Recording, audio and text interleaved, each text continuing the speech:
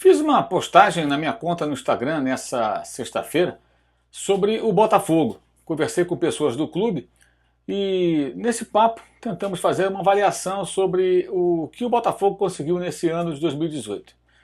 Um balanço, como registrei na oportunidade, você pode ler inclusive esse pequeno texto clicando no link que está aqui embaixo na descrição deste vídeo.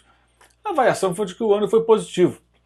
Por que positivo? Botafogo, quando o Maurício Assunção deixou a presidência, isso tem aí 3 para 4 anos, Botafogo tinha a maior dívida do futebol brasileiro, acima de 800 milhões de reais.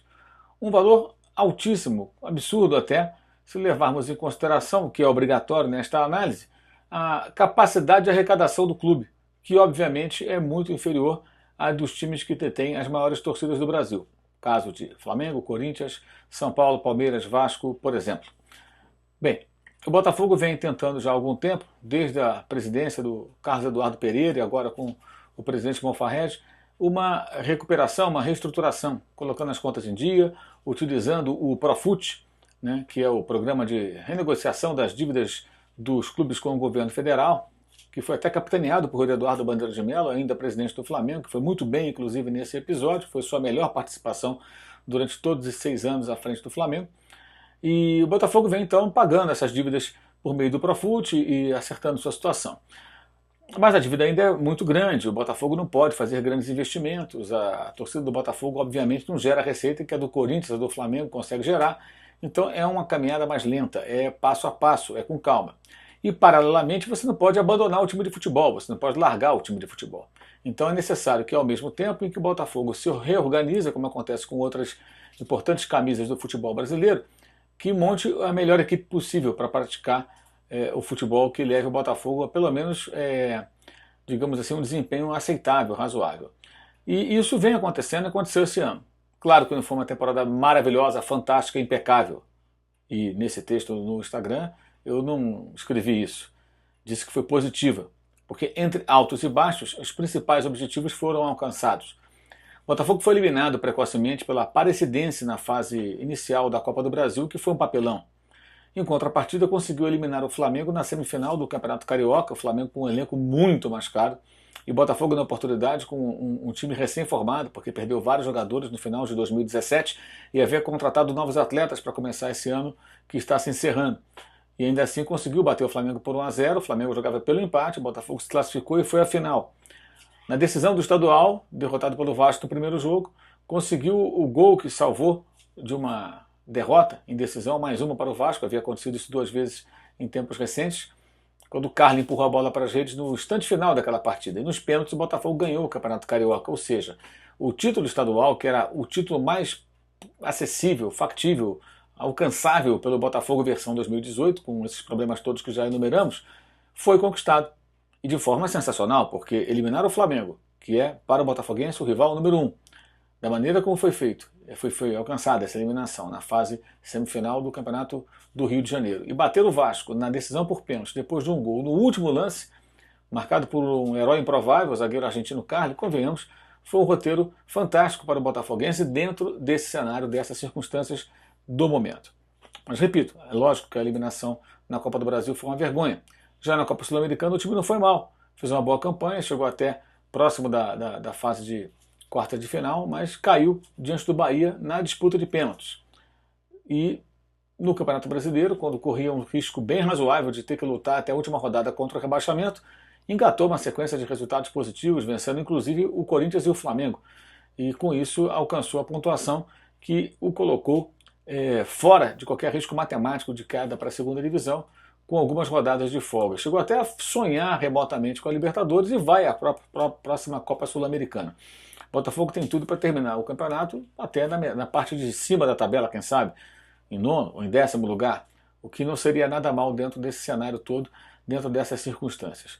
A grande questão é que quando você aborda o tema dessa maneira, há torcedores do Botafogo e de outros clubes que analisam da maneira mais rasteira e cega possível. Surge aquele alvinegro que diz o seguinte: não, o Botafogo não pode jogar assim, não pode jogar com esse time, isso não está à altura das tradições do clube, e toda aquela conversa fiada, né, que é muito bonita com licença, é muito bonita na teoria, Mas na prática é outra coisa. Não dá para você tratar que o Botafogo tem a obrigação de brigar pelo título brasileiro vivendo essa crise econômica, essa crise financeira. Não dá para comparar a situação do Botafogo com a do Palmeiras, campeão nacional, ou a do Cruzeiro, que tem muitas dívidas, mas ainda assim está investindo, tem um elenco caro. O que vai custar isso lá na frente é outra história, mas no momento é essa situação. O Cruzeiro tem um time bom. O Grêmio, campeão da Libertadores, até que joguem lá finalmente os argentinos de River e Boca. E o Flamengo, vice-campeão brasileiro, com um elenco muito caro. No caso de Palmeiras e Flamengo, inclusive clubes com uma capacidade de arrecadação muito maior. Você não pode olhar para o Botafogo e falar, mas a história do Botafogo é uma coisa, a realidade do momento é essa. Mal comparando, é como se fosse um cara que foi rico, teve muito dinheiro e hoje está endividado. Frequentou os melhores restaurantes, teve ótimos carros, vestiu ótimas roupas, fez ótimas viagens, morava em apartamentos, casas espetaculares, mas hoje vive com poucos recursos, com dificuldade. Isso não está à altura da minha vida porque eu fui rico, não é mais. O Botafogo foi rico tecnicamente, com grandes jogadores que vestiram a camisa alvinegra e que representaram a seleção brasileira durante muitos anos, tornando o clube do clube que mais jogadores cedeu ao Brasil, inclusive, Copas do Mundo e tudo mais, durante um bom tempo. Hoje não é assim. Então, para o Botafogo tentar recuperar a sua trajetória de vitórias, de glórias, isso vai levar um tempo.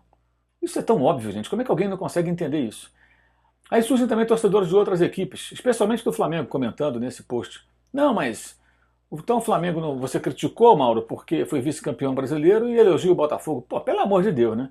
Critico porque o Flamengo não ganhou nada em 2018, não ganhou nada de relevante em 2017, quando foi campeão estadual. Ah, mas para o Botafogo o estadual é bom, para o Flamengo não é. Exatamente. Para o Botafogo o estadual é bom, pelo momento atual. Para o Flamengo hoje é pouco, porque o Flamengo tem mais dinheiro, mais torcida, mais investimento, então ele luta num outro nível. Ele busca conquistas maiores. Cara, é assim no mundo inteiro. Se você pegar a história do campeonato inglês, do futebol da Inglaterra, o Everton era mais vezes campeão inglês do que o Manchester United, quando Alex Ferguson lá chegou. Pelas mãos do técnico escocês, os Red Devils viraram o maior campeão inglês, o time mais vezes campeão na Inglaterra. E o Everton nunca mais foi campeão. Porque muita coisa mudou. Investimentos, o cenário outro, a Premier League foi criada e o Everton virou um clube médio, que briga para ficar ali na zona de classificação da Europa League. Se um dia voltar à Liga dos Campeões, será fantástico. Nossa, o título, não sonha com o título. E faz investimentos bem significativos, mas os seus adversários investem ainda mais. Imagina a situação do Botafogo, que teve muitos momentos de glória, mas hoje tenta se recuperar, tenta se reestruturar. É preciso que o torcedor entenda bem isso, na hora de fazer uma avaliação do seu próprio clube e na hora de avaliar a situação vivida pelo adversário. Não importa se num momento lá no passado esse clube teve outros momentos em que ele enfrentou de igual para igual o seu clube ou outros. A questão é o agora. E no agora, o Botafogo não tem condições de brigar de igual para igual com o Flamengo, que é o seu grande rival, e com outras equipes mais estruturadas e endinheiradas, né, do nosso futebol. É preciso que as pessoas entendam isso. O mundo mudou, o futebol brasileiro com pontos corridos agora é outro. O cenário de competições nacionais e internacionais também é diferente. E as pessoas precisam compreender que não é uma análise tão simplista. E que admitir que uma temporada, que não é impecável, pode ser boa para um clube dentro do seu atual momento, não significa que o passado, a história de glórias, os anos anteriores em que o clube obteve grandes vitórias e conquistas e títulos e taças, fiquem para trás, sejam esquecidos, ficam para trás, estão no passado, mas não serão esquecidos. No entanto, o presente aponta numa outra direção.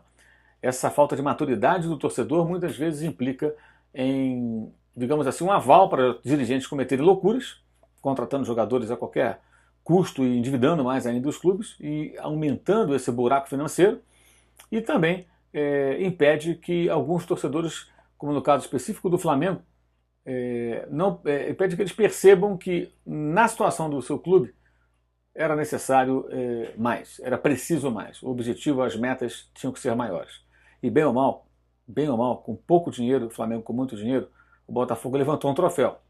Eu acho que não é um troféu à altura do que o Flamengo deve almejar no seu momento, tá? Nesse momento, 2018 para 2019, que é o título estadual. Mas para o Botafogo era o título possível, era o título alcançável. E eliminando seu grande rival e ainda batendo o Vasco na sequência. Enfim, questão de bom senso, equilíbrio, uma reflexão rápida, acho que basta para que as pessoas possam entender as diferenças dos clubes em cada um dos momentos que eles vivem dentro do nosso futebol. Bem, Lembrando para você aqui que temos o Linha de Passe nesse fim de semana, no domingo, na ESPN Brasil, debatendo a última rodada do Campeonato Brasileiro. Né? Teremos aí a definição dos times que vão à Libertadores, Sul-Americana e os rebaixados. E ao contrário do Botafogo, dois times do Rio de Janeiro sofrem muito nesse momento, o Vasco e o Fluminense, ambos dependendo de um empate. O Vasco em Fortaleza contra o Ceará, o Fluminense no Maracanã contra o América Mineiro no confronto direto. O Ceará já escapou do rebaixamento, luta pela Sul-Americana por uma vaga, mas o América Mineiro tem que vencer o Fluminense para escapar da segunda divisão, então esse é um confronto direto, talvez o jogo mais dramático dessa última rodada de Brasileirão. E o Botafogo está tranquilo, joga no sábado contra o Atlético em Belo Horizonte, tentando até atrapalhar o Galo, que tenta garantir a sua vaga na Copa Libertadores da América, independentemente de qualquer outro time, qualquer outro resultado, qualquer outra competição. É isso. Então na segunda também tem linha de passe, né? 10 da noite. Domingo, 9 da noite, né? Para analisar a rodada, e na segunda para fazer um balanço geral até do Campeonato Brasileiro. Estarei presente ao programa e conto com a sua audiência como de hábito. Se você ainda não fez a inscrição aqui no nosso canal, por favor, vá lá, faça a sua inscrição. Já estamos nos aproximando dos 160 mil inscritos, o que é muito legal. E acione o glorioso sininho para que você tenha a notificação toda vez que publicarmos um novo vídeo aqui no nosso canal. E, claro, dê um like no vídeo se você gostou desse comentário. Se não gostou, pelo menos pare, reflita, pense. É importante que a gente consiga entender o futebol da maneira que ele se apresenta para nós hoje. Raciocínios rasos, rasteiros, não vão levar a lugar nenhum, e o torcedor tem um papel importante. Saber cobrar, como cobrar, na hora que deve cobrar, e entender muito bem que alguns times não vão tirar nota 10. Para esses, 6, 6,5 pode ser muito bom. Outros têm a obrigação de tirar nota 9,5, 10. Ok? Valeu, saudações.